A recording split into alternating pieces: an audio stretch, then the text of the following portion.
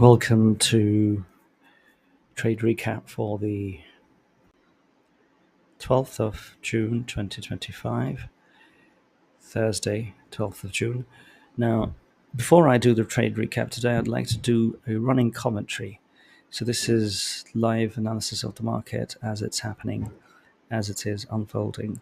So earlier on, we looked at a few pairs which were getting alignment or supposed to get alignment at some point today and give us a trade that would be also a CRT trade. So this is CRT on the daily time frame. So this is pound Aussie. So earlier in the session, during the first hour, I drew out this blue sort of projected market price movements graph, and the squiggly blue line, as you can see. So I drew it out right at the beginning of the session, so during the first hour. So price was here at that stage. If you look at the 5-minute time frame, price was here at this stage, and I drew this out. So the projection was that price would come up, hit the 4-hour bullish order block, or bearish order block rather, and then start heading back down in line with CRT. So this red line is the edge of the CRT upper boundary. And then we have the middle bit, which is here, and that's the target. So that could be, you can say that's our second target. The first target, I've set it for the midpoint of the edge and 50%, just so we can skim off a little bit of the profit. Now, if we were to take the trade, or we have already taken the trade because it has been triggered perfectly. So initially, when the price was here, it gave a little bit of a wick, so I lowered my entry level from 0.382 to 0.50. But if I had kept it at 0.382, it would have given us even a better entry. And even, in terms of price, it would have been higher. And of course, that would mean better as we are going down, right? So this is pound Aussie. Now, pound New Zealand, as you can see, same thing. The blue squiggly line is telling us what to expect, but it hasn't reached our expected level, which is the 4-hour bearish order block, but it remains to be seen what happens within the next few hours. Same thing with pound CAD. This one, however, is inching towards our expected level, so we'll see what happens. Keep an eye on this. As for the others, nothing much is happening. I took a trade with the pound yen, although it wasn't in alignment with CRT. It was just looking good in terms of market maker model, but it stopped me out. In hindsight, I should have risked only 0.5% as opposed to the full 1%. So again, it was FOMO kicking in. The entry looked really good. Even though it wasn't CRT aligned, I still took it at the full 1% level, but I should have taken at the 0.5% level. So this is how it stands. This is the only trade that we're in. It's looking good so far, but it has a long way to go. And pound CAD is inching towards it, but we're not going to set any entry level price beforehand. We need to see the price hit the 4-hour order block and then bounce out with a break of structure, and then we can look for an entry at either 0.38 level or 0.5 level. So that's that, and I shall get back to you later. I'll pause the video for now. Alright, gents, an update on the trade that I took earlier today, and it's with the pound Aussie pair. It's promising to be a good one, and it did go in our way for some pips, and then it reverted.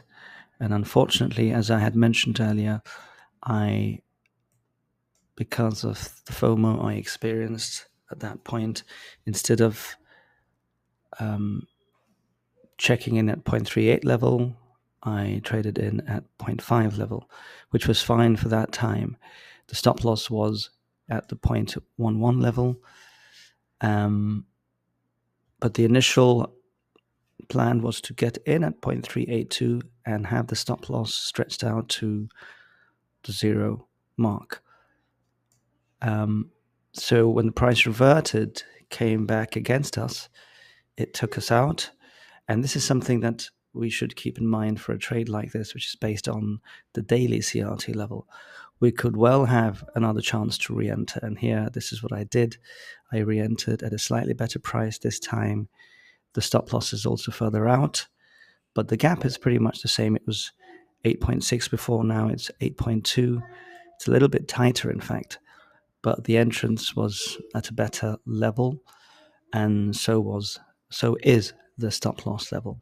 So right now it's promising to be quite good. It's gone all the way down to beyond the edge of the exterior of the CRT candle, the CRT daily candle, right? From which is basically the high of yesterday. So yeah, that's where we are at. As you can see, if you look at the daily candles here, we entered all the way up there. It's gone down, and I'm going to take out the first TP here at this level, and then the TP2 will be at the midpoint. So this is where we are at, and also very quickly, pound NZ is also looking good, but this is not something I have participated in because it did not go all the way up to the 50%. It barely has touched it, but not perhaps as ideal as I was kind of hoping for. So this is where we're at, and I shall update you at a later stage. For now, I'm going to pause the video. Just an update on the pound Aussie trade. It's still in play, and we're now approaching the end of the second hour in the New York session. And as you can see from the blue zigzag line that I had marked out before during the first hour of London session, it's kind of following that as a trace. And obviously not exactly, because that was just an overall sort of impression I had of the price, that it would follow along like this. So essentially, price did go back up and stopped us out. Only marginally, of course, and that's when we re-entered, because we could see that the price wasn't going to go beyond the 0 level in terms of fib retracement on the 5-minute time frame. And so hopefully, if it works out, it should give us the same sort of RR. So today we've lost one trade. That would be here, pound Aussie, and there was another one, I think, yeah, it was pound yen.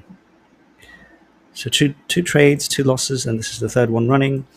And so the expectation is that hopefully it should reach TP1 by the end of today, but TP2 will probably be hit tomorrow.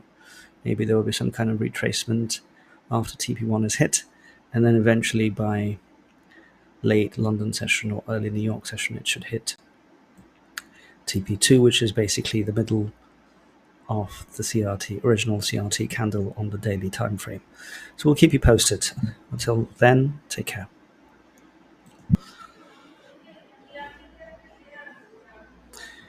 Welcome back. Just to update you on the situation with the pound Aussie trade, it's inching ever so close to TP1 level, which is basically the 100% level in terms of daily price.